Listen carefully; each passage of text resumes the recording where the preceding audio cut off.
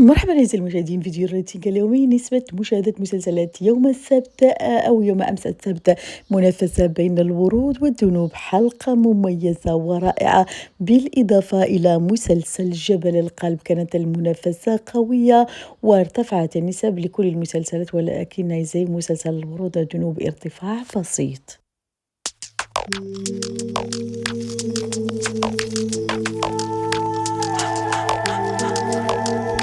على بركة الله نبدأ في التفاصيل ونسبة كل مسلسل تابعتموه يوم أمس السبت. كما قلت لكم، حلقة يوم أمس من جبل القلب كانت السبب في أن ترتفع نسبة المسلسل في كل الفئات ما شاء الله، ولكن بالمقارنة مع مسلسل الورود والذنوب للأسف ارتفعت النسبة بنسبة بسيطة جدا في توتال، وللأسف انخفض في فئة أبي وأبي سي.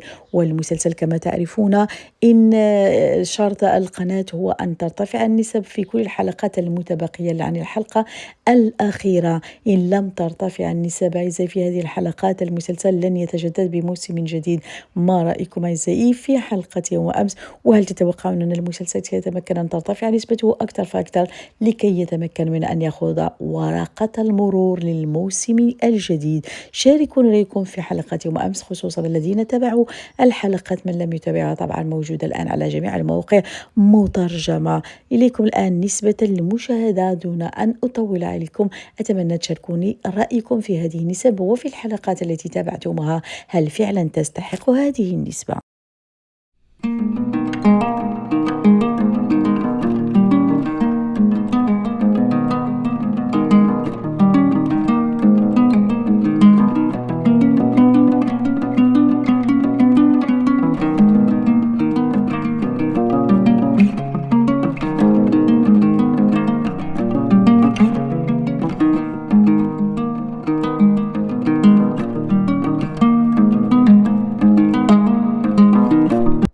هذا هو رأيتي يوم أمس أعزائي، شاركونا رأيكم فيه.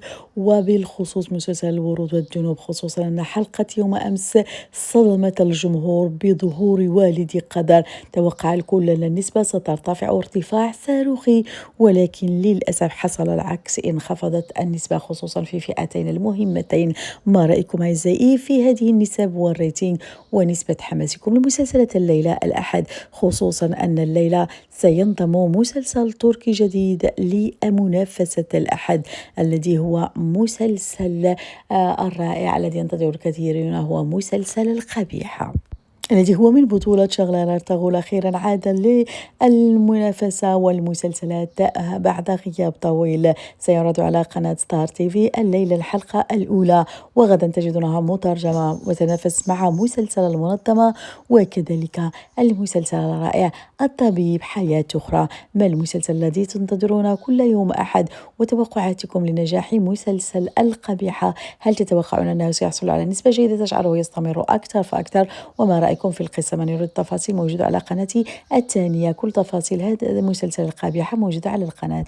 لقد وصلت لنهاية هذا الفيديو، أتمنى أن ينال إعجابكم. لا تنسوا تشاركوني رأيكم، نسبة حماسكم للمسلسلات، وكما قلت لكم ما المسلسل الذي تنتظرونه كل يوم أحد، وتوقعاتكم لنجاح مسلسل القبيحة بالمنافسة مع طبيب حياة أخرى وكذلك المنظمة. ولا تبخلوا علي بضغط لايك، عمل شير للفيديو، الاشتراك، تفعيل الجرس لكي يصلكم كل جديدنا. هذا لا يكلفكم الكثير ولكن يسعدني كثيرا. إلى اللقاء وشكرا على المتابعة.